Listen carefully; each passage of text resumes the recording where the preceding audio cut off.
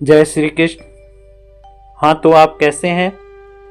आइए गोपाल जी के चरणों में इस चैनल के माध्यम से हम आपको फिर से एक ऐसे रहस्यमयी कथा के तरफ ले चलते हैं कि जो सबको चाहिए।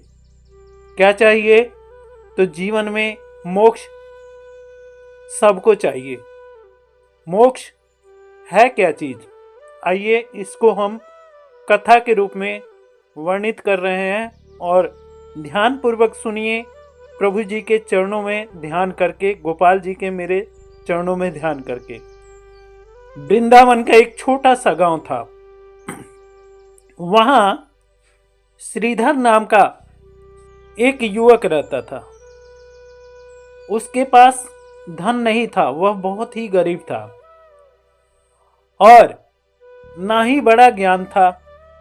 बस उसके हृदय में एक प्रश्न उसको जलाता रहता था कि क्या इस जन्म में मोक्ष मिल सकता है।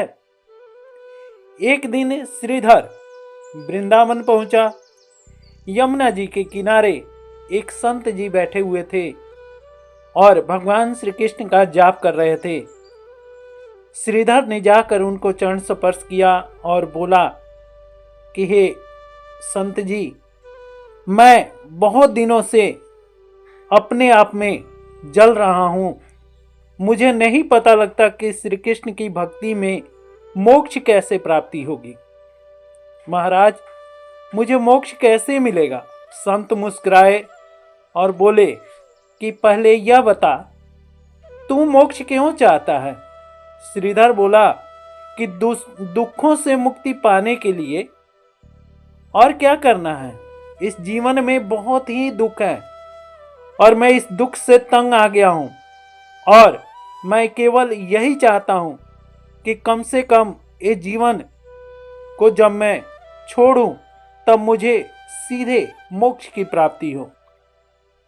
उससे संत जी ने उसको पकड़कर और यमुना जी में उतार दिया और माधव जी के हाथ में, यानी कि जो श्रीधर भक्त था उसके हाथ में एक बड़ा भारी पत्थर रख दिया और बोले कि जाओ आगे बढ़ो। जब वह आगे बढ़ा तो डर कर, और वह इतना भारी पत्थर था कि उसको वह पत्थर बीच में ही डुबाने लगा। वह पत्थर संभाले कि अपने आप को, और डर कर फटाफट बाहर निकला। संत बोले क्या हुआ? वह बोला कि महाराज, ये पत्थर ही मुझे डुबा देगा। संत बोले मोक्ष भी ऐसा ही है। जब तक मन में अहंकार, इच्छा, भय और मोह का बोझ रहेगा तब तक आत्मा तुम्हें डुबाती रहेगी। उस श्रीधर ने पूछा, तो इसका कोई उपाय तो होगा महाराज? संत ने धीरे से कहा, स्वयं को नहीं, भगवान श्री कृष्ण को केंद्र बनाओ। मैं से अपना दामन बचाओ। फिर संत बोले कि कर्म करो, फल की आस मत रखो। नाम जपो, पर दिखावे के लिए नहीं, प्रेम के लिए और भगवान श्री कृष्ण को समर्पित करने के लिए। दुख आए तो शिकायत मत करो, इसे प्रभु जी की ही कृपा मानो, क्योंकि प्रभु जी दुख में ही प्राप्त होते हैं, दुख में ही लोग भजन करते हैं। हर जीवन में भगवान देखो, हर जीव में चराचर जितना भी चर अचर जितना भी प्राणी और जीव दिखाई देते हैं, उस सब में भगवान का स्वरूप देखो। और हर जीव में भगवान का स्वरूप देखोगे तो वही तुम्हें सच्चा ज्ञान की प्राप्ति होगा। माधव की आंखों में आंसू बहने लगा। उसी क्षण उसके मन का भारी पत्थर गिर गया, यानी कि मन पर जो अहंकार का पत्थर पड़ा हुआ था, वह अहंकार का पत्थर अपने आप टूट गया। उसे कोई चमत्कार नहीं दिखा, कोई प्रकाश नहीं दिखा और ना ही वह प्रकाश के तरफ कोई उसे अदृश्य कोई छवि दिखाई दी, पर उसके भीतर एक अद्भुत शांति महसूस हुआ। संत बोले, यही मोक्ष की शुरुआत है। उस दिन से जो श्रीधर था वह समझ गया, मोक्ष कहीं दूर नहीं है।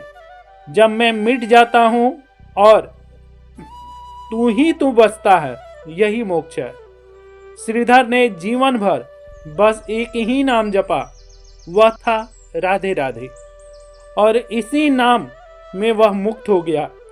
अगर आप चाहें तो भगवान श्री कृष्ण का नाम जप कर और भगवान श्री कृष्ण को अपना बनाकर, केवल उनका ही बनकर आप मोक्ष की प्राप्ति कर सकते हैं। राधे राधे। और अब भगवान श्री कृष्ण को आप भी समर्पित होइए और प्राप्त कीजिए मोक्ष।